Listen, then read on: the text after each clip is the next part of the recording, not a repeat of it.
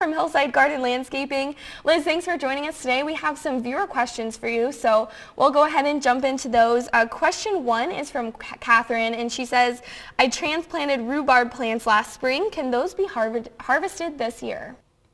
It depends on how big of a clump was transplanted.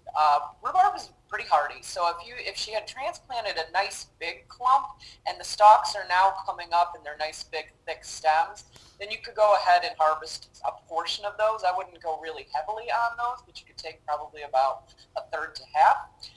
If when she transplanted it, it was into little tiny divisions that she kind of spread out and they're coming up and they're just kind of not really thick and full, I would not harvest those. Certain vegetables, when they get transplanted like that, they're planted new. Rhubarb, asparagus is another one. A good rule of thumb is in that first growing season, you can take about a third or so. The second growing season, you can take a little bit more, and then beyond that, you can kind of harvest away. Okay. But especially if it was transplanted too, I want to make the point that rhubarb is a very heavy feeder, so it wouldn't be a bad idea to get some nice compost or some manure or some sort of soil additive to add to that this year to make sure that that roots in and the clump really takes off well. Okay, gotcha. So question 2 is from Annette. When can I safely plant sunflowers? With the way our weather has been, I want to make sure they'll grow. Yes, our weather has been kind of up and down. Many people have been starting seeds inside at this time of year, and you just want to make sure that if those are sprouting, if we get a day that's nice and warm, 50 degrees or so, definitely be taking those outside so that they can get some nice, light. But with the temperatures going down like they have, you want to make sure that you're absolutely pulling those inside every night. It's just been too cold, and even 40 can be too cold if those are, really tender.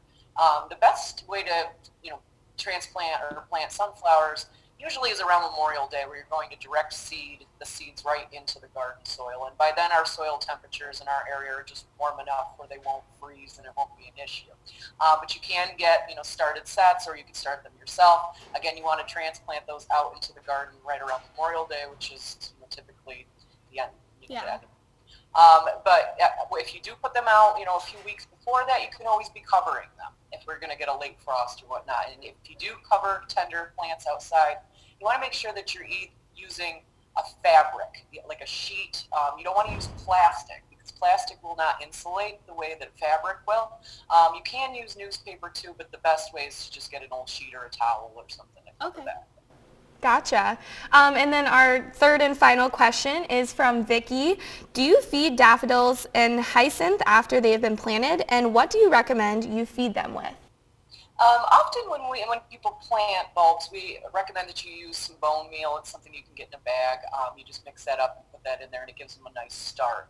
But plants that are established, clumps of daffodils, hyacinths, crocuses, any of those sort of bulbs, you don't necessarily have to be feeding those. But if you want to, there's a nice organic product called Bulb Tone. It's made by Espoma. It's organic. It's a granular. You're going to sprinkle that once the soil has melted, once it's thawed. That's really important. It can't be a frozen soil. It's got to be a thawed soil. You put it around the base of the plant, and you're going to water that in real good. And if you get any of that fertilizer on the leaves of the plant, you want to make sure that you're rinsing that off as well so that you don't burn things.